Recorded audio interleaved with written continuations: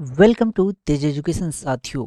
MPPSC परीक्षा के लिए रामबाण माने जाने वाली परीक्षा धाम किताब का पूरा निचोड़ हम आपके लिए लेकर आए हैं और ये इस सीरीज का वीडियो नंबर 2 है साथियों।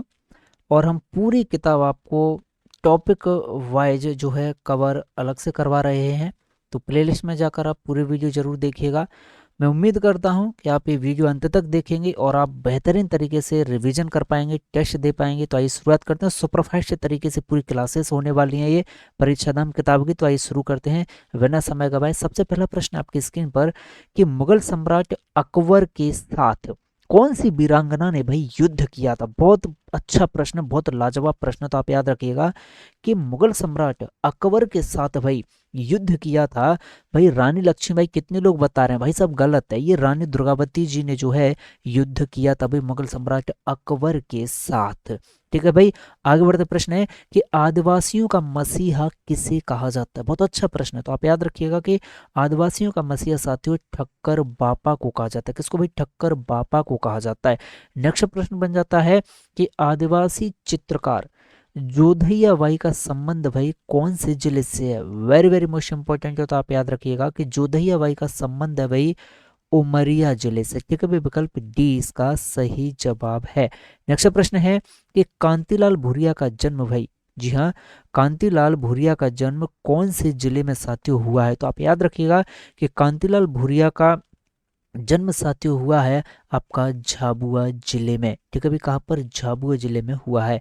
नेक्स्ट प्रश्न है कि स्वतंत्रता संग्राम के दौरान तात्या टोपे की मदद किसके द्वारा की गई थी भाई निम्नलिखित में से। तो आप याद रखिएगा इमरत भोई, याद रखिएगा ये नाम, इमरत भोई, अमरू भोई, लोटिया भोई, इन सभी के द्वारा भाई तात्या टोपे जी की मदद की गई थी। ठीक है भाई, इन सभी के द्वारा। क्लियर? आगे बढ़ते प्रश्न है कि ग्वालियर में गुजरी महल किसके द्वारा बनवाया गया था। बहुत अच्छा प्रश्न। तो आप याद रखना कि गुजरी महल भाई कहाँ पर है। पहली बात तो ये कि ग्वालियर में है। ये किसके द्वारा बनवाया गया था? तो आप याद रखना कि राजा मानसिंह तोमर के द्वारा साथियों गुजरी महल बनवाया गया था। ठीक।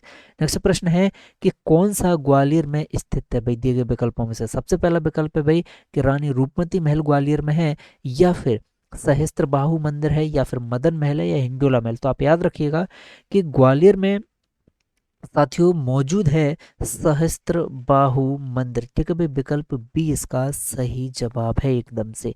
क्लियर है?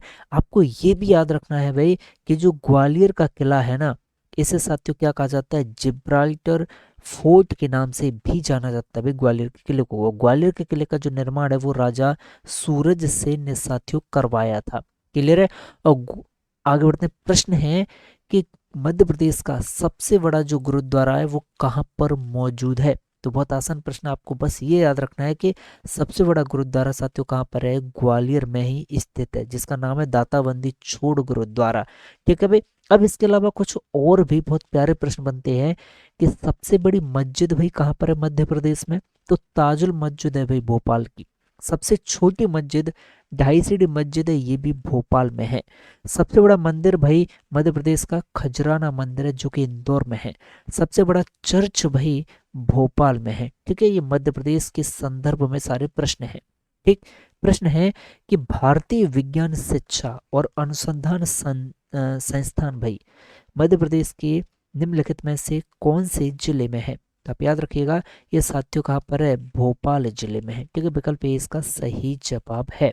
प्रश्न है कि सूचना प्रौद्योगिकी को बढ़ावा देने के लिए मध्य प्रदेश एजेंसी को भाई किस रूप में जाना जाता है। तो आप याद रखें भाई मैप आईटी के रूप में साथियों जाना जाता है। क्लियर है? किस रूप में जाना जाता है भाई? मैप आईटी के रूप में। देखिए अगला प्रश्न है कि ओरछा कौन से जिले में भाई मौजूद है। बहुत प्यारा प्रश्न है। तो आपको याद रखना है कि जो ओरछा है ना भाई ये निवाड़ी जिले के अंतर्गत साथियों आता है। ठीक है। अगला प्रश्न है कि निम्नलिखित पर्यटन स्थलों में से कौन सा पर्यटन स्थल है भाई जो कि ग्वालियर में मौजूद है। तो आपको याद रखना है कि गौस मोहम्मद का मकबरा है भाई जो ग्वालियर में है।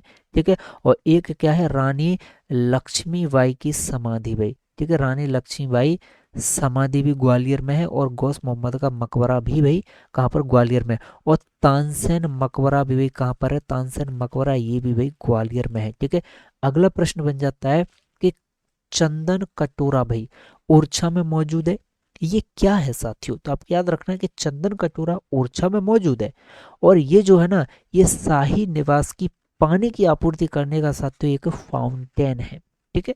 अगला प्रश्न है कि अकबर के 9 रत्नों में शामिल मुल्ला दो प्याजा की कब्र साथियों निम्नलिखित में से कहाँ पर मौजूद है भाई? मुल्ला दो प्याजा की कब्र, तो आप याद रखें कि मुल्ला दो प्याजा की जो कब्र है ना भाई, ये हंडिया में मौजूद है। कहाँ पर है भाई? हंडिया। बात आती है हंडिया कहाँ पर है साथियों? ये हरदा जिले में, हरदा जिला। ठीक है।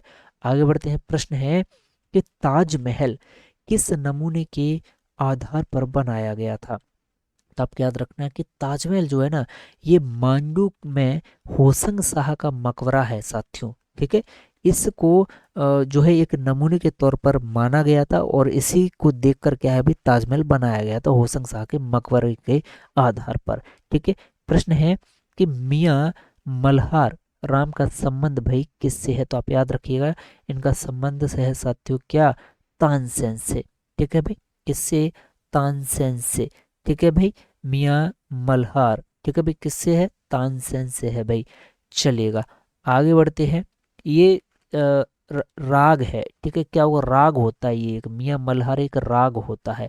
प्रश्न है अगला कि हाल ही में मिंटो हॉल का नाम बदलकर क्या कर दिया गया? तो आपको याद रखना है कि मिंटो हॉल का नाम बदलकर भाई कुशाभाऊ ठाकरे हॉल कर दिया गया है। अगला प्रश्न बन जाता है, देखिएगा आपकी स्क्रीन पर है कि किस ऐतिहासिक पुस्तक में कहा गया है कि चंदेरी के लगभग 3 किलोमीटर की दूरी पर एक छोटी नदी बेतवा थी? तो आप याद रखिएगा ये कहा गया है भाई बावरनामा में। किसमें भाई? बावरनामा में ये कहा गया है। प्रश्न है कि मध्य प्रदेश का कौन सा क्षेत्र बॉक्साइट, तांबा और डोलोमाइट के लिए भाई प्रसिद्ध है? तो आपको याद रखना है कि बॉक्साइट, तांबे और डोलोमाइट के लिए भाई जाना जाता है किसको साथियों? बालाघाट को जाना जाता है। ठीक है। प्रश्न है कि मध्य प्रदेश बिजली बोर्ड का जो मुख्यालय है भाई, ठीक है, बिजली बोर्ड का जो मुख्यालय है ये कहाँ पर स्थित है? बहुत अच्छा प्रश्न है। तो आप याद रखें बिजली बोर्ड का जो मुख्यालय है प्यारे साथियों ये कहाँ पर है? ये जबलपुर में है बिजली बोर्ड का मुख्यालय। क्लियर। प्रश्न है कि सांची स्तूप को भाई विश्व विरासत में कब शामिल किया गया?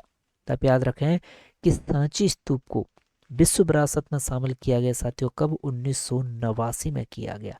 क्लियर है। कब किया गया भाई? 1989 में किया गया। इतना आप याद रखना। अगला प्रश्न है कि विक्रम विश्वविद्यालय उज्जैन भाई इसका स्थापना वर्ष क्या है भाई विक्रम विश्वविद्यालय का? तो आप याद रखें कि विक्रम विश्वविद्यालय उज्जैन में है और इसका जो स्थापना वर्ष है ना साथियों ये है 1957। ठीक है भाई। कब? 1957। प्रश्न है कि अटल बिहारी आरोग्य पोषण मिशन कब प्रारंभ किया गया? तो आप याद रखें कि अटल बिहारी आरोग्य पोषण मिशन वर्ष 2010 में शुरू किया गया था। कब भाई? 2010 में। अगला प्रश्न है कि देवी अहिल्याबाई विश्वविद्यालय भाई ये है कहाँ पर? इंदौर में है। इसे कब स्थापित किया गया भाई? इंदौर में। तो आप याद रखें इसे स्थापित भाई देवी अहिल्याबाई विश्वविद्यालय यूनिवर्सिटी को स्थापित किया गया वर्ष 1964 में। कब किया गया भाई? वर्ष 1964 में। नेक्स्ट प्रश्न है कि आदिवासी क्षेत्रों में कुपोषण और एनीमिया के उपचार करने में भाई समर्पित हैं? तो आप याद रखें ये है साथियों कौन? लीला जोशी, डॉक्टर लीला जोशी। ठीक है भाई। चलिएगा प्रश्न है कि बरकतुल्ला विश्वविद्यालय को कब स्थापित किया गया है?